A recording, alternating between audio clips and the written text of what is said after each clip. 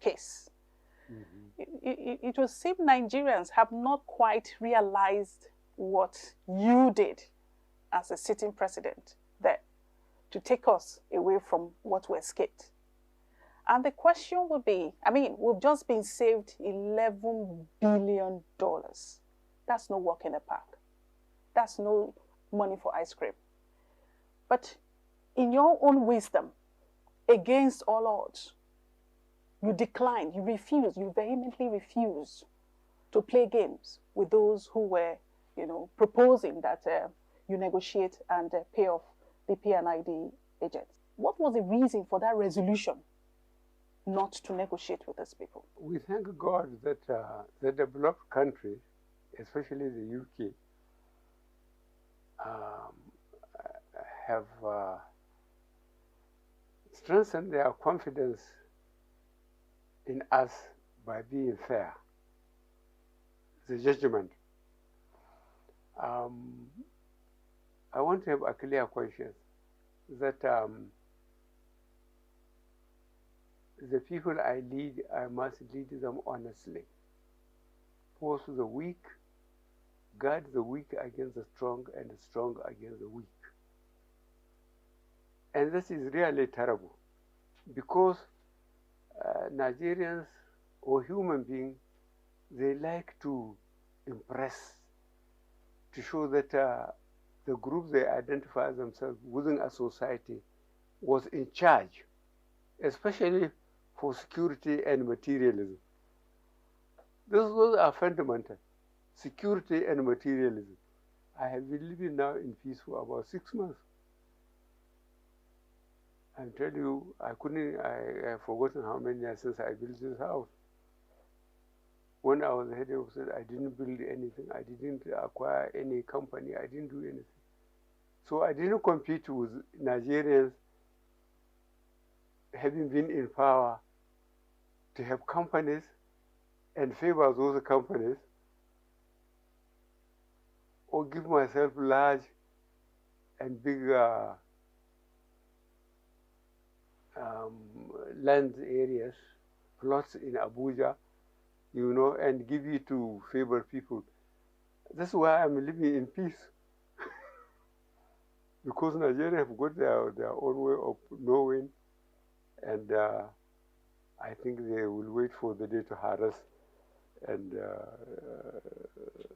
take it on all those who they think have cheated them. Accountability. Nigerians are damn clever. They will, I think, encourage you to make one mistake and then they will do 100. You will be tied up. You cannot explain because you are a hostage. They like holding their leadership as hostages. This is my idea. This was why I think I was over careful. I made sure that you wouldn't say, Oga, you have got an account in Saudi Arabia, or you have got an account in Switzerland, you have got an account. From there, you have to obey him instead of him obeying you. Were there times when you felt like they were going to, ambush you in that way? Well, the problem I explained to myself is that I asked for it. As you mentioned earlier, I attempted 3 times, 2003, 2007, 2011. And when I attempted to explain to a group that took interest and were following me,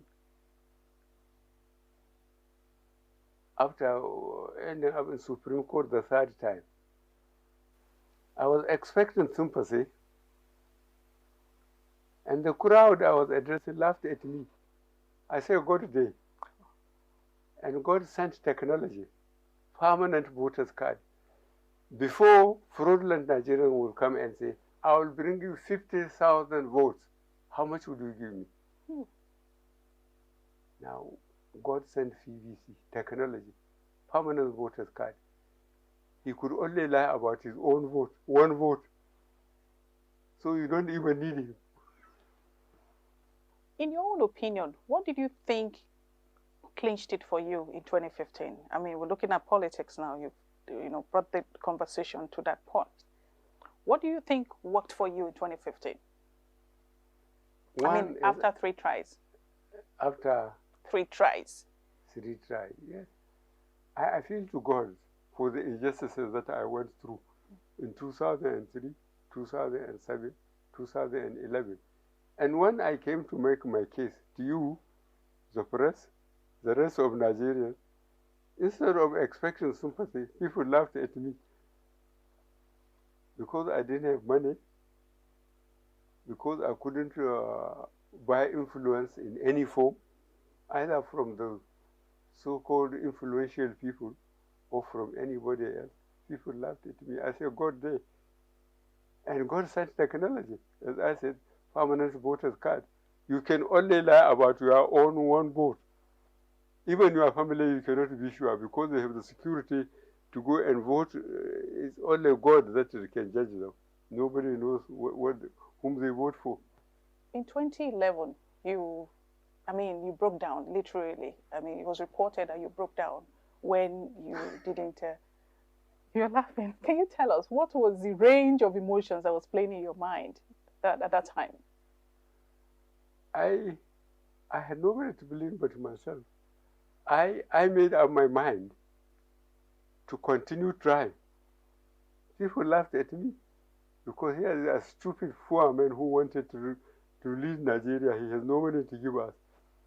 This was the attitude of the people. And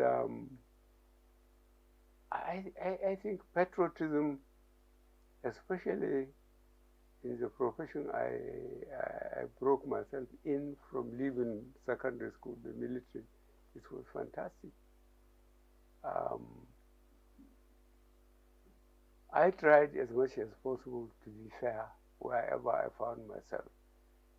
It hadn't been easy because Nigerians seem to be impressed more by materialistic success rather than being honored or praised by the less privileged. We are a fantastic nation. I don't know how many of us there are in the world. Okay, so we go into 2023 elections. I mean, that is one spot some Nigerians are still stuck in. And so much happened during that period, which of course was predicated on the Naira policy. And some would ask, I mean, election period is tumultuous on its own, and then bringing the Naira policy into the works would further make it more tumultuous.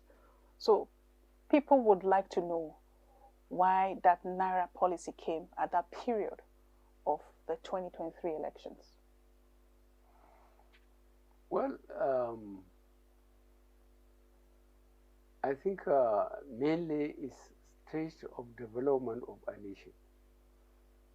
Whether Nigerians believe it or not, we are an underdeveloped country. And we get so impressed by materialism. Sometimes, ruthlessly, they didn't care how you make the money. But the best thing is that you should be rich. You should have a fantastic house. You should have cars, flashy cars. You should be going overseas regularly and resting or doing what. But it's not easy to earn, to save enough, to spend so much on leisure trips and so on. But Nigerians, I don't know. I still feel that the only way I could impress and tried so hard to do it in Nigeria is just to make sure that my integrity become unquestionable. It hasn't been easy. There are some people who deliberately come close to you to benefit materially. And if they find out that you don't accept the system, they dump you, so-called, and they take their own way.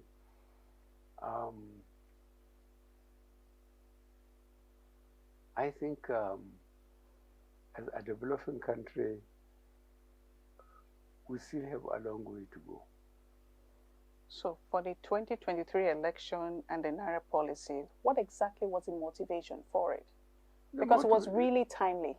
The motivation is to try and make Nigerians believe that there is no shortcut to successful leadership, in the sense that service, it's not easy, as I said, losing, say, 3 election attempts to president and ending up in the high Supreme Court 3 times. How many people, a lot of Nigerians would say that is very stupid. They would rather have the quickest and fastest way of getting there. And the only way we can do it is to try to accumulate some money, to have a lot of money, and see how we can compromise so many people and maybe institutions and get to where I wanted to get. But I think patriotism, if you sympathize with your own people, or with, when I say your own people, ordinary Nigerians,